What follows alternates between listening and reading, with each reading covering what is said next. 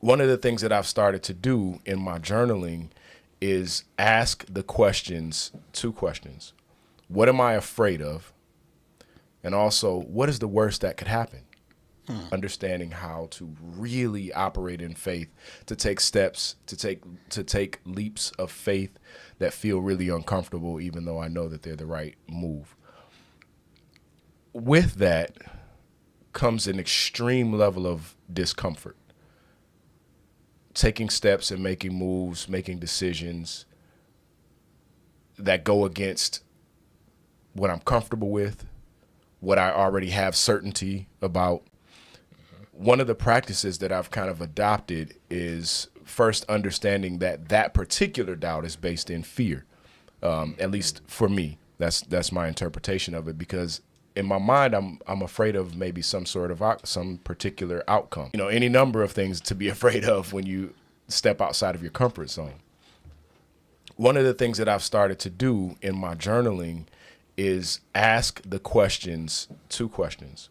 What am I afraid of? And also, what is the worst that could happen? What's the absolute worst case scenario if I make this particular move?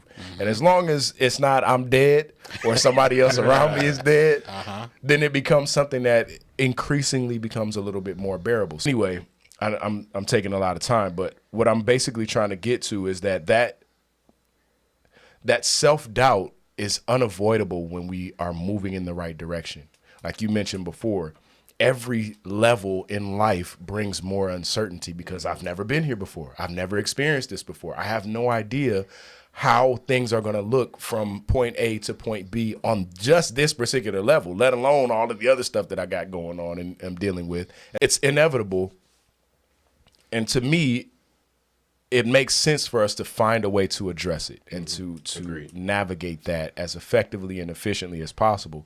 And so my way of dealing with it lately has been to just literally break it down to its finest points.